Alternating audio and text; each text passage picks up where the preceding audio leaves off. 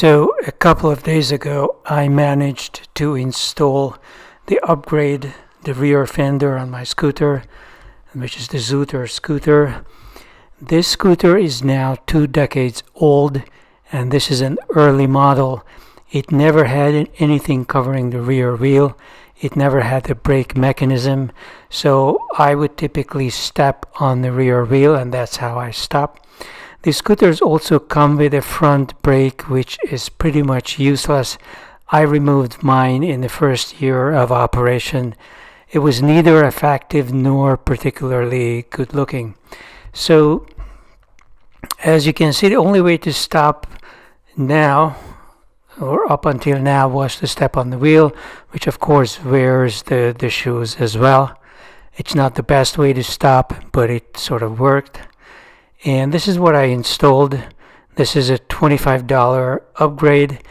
Because there are new generation and old generation scooters, you have to specify when you buy it whether you are going for the V4, I think V4 is the new model, or the previous version, which is mine, which is the version 3 or V3. I'm going to show you some of the tools I used, and I'm putting links below in case you're interested in them. I believe everybody should own a very detailed hex key set. Mine has both the metric and the American version with the inches and all of that. These keys were metric. I think the old screw was a metric 4 or 4.5, and the new one was a 5. The new screws that were going in there. It certainly does make a whole lot of difference between a 4 and a 5, I will tell you that. In addition to the key set, I also made use of a large magnifying glass with a built-in light. I recently purchased this item because of an injury on my finger. I managed to get a piece of sharp wood under the skin, and I just couldn't get it out. And ever since I bought it, I start using it for everything, like screwing in a screw, like in this case, or doing my manicure and all kinds of stuff. It's really a nice addition, but it's not absolutely necessary. The one item that is necessary is some sort of an eye protection. The one I own is an older model, but this is similar to that. What it does, I use it for cooking all the time, just to lock out the fumes from the onions and garlic and things that I chop. And I also use it for installations and work on the bike, because you never know when a piece of metal or something might break off and jump into your face. It could be your eyes.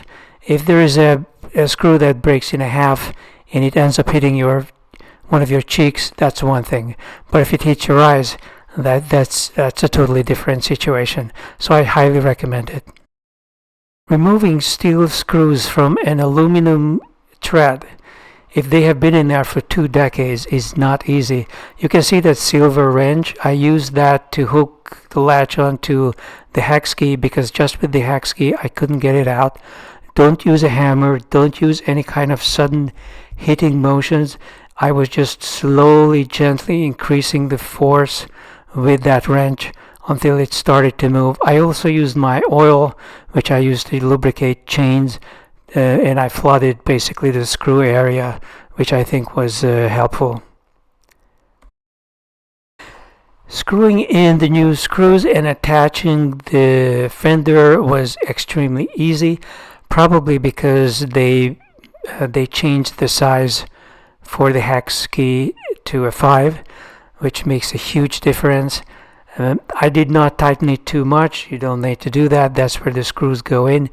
The thread is made of aluminum, which is a soft metal. The screws are steel, and it's very easy to ruin the thread if you overdo it, especially with steel. So I was really cautious.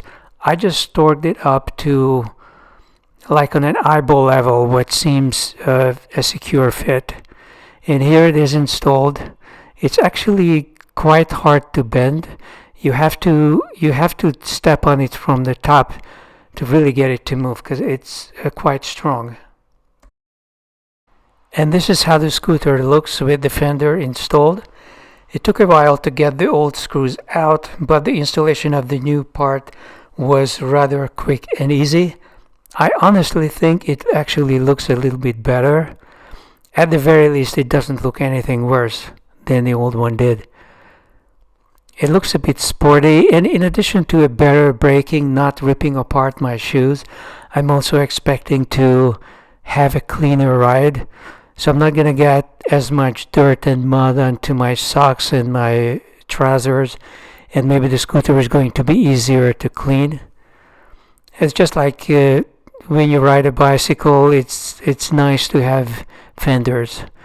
Not every day, I don't need them in the summer, but right now in the cold season, I'm actually about to try to reinstall the carbon fiber fenders I have from my Brompton.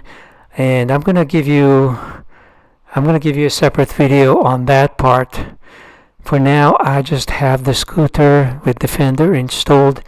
I haven't tried it. I haven't been out yet because we have been snowed in for the whole week. So this is actually the best time to do these kind of upgrades because you can't ride anyway. So at least you get to fuss with your bikes. There is one real unpleasant aspect to having installed this, namely that the fold is not the way it used to be. As you can see where the pin went in, it no longer fits. I cannot get the pin in. So to keep the Xootr from opening up, I found this little piece of plastic. I think this was some sort of a valve replacement or an air pump extension, and I pushed that in there and it works. But that's kind of nasty. They really should include a new skinnier pin. I guess this is the price you pay for trying to upgrade a 2-decade-old item with something new. But I really think they could have done a better job. They could have shaped the fender a little better, maybe making the top a little slimmer or making it flat. Who knows? I haven't used it yet on the outside, so I cannot comment, but it sort of works. So this was the big upgrade. If you look at the old version, it's really not bad. At least it's not ugly. It's just that the old pin no longer works. Maybe there would be a way of chiseling it down. Maybe I could do something or get another piece of metal.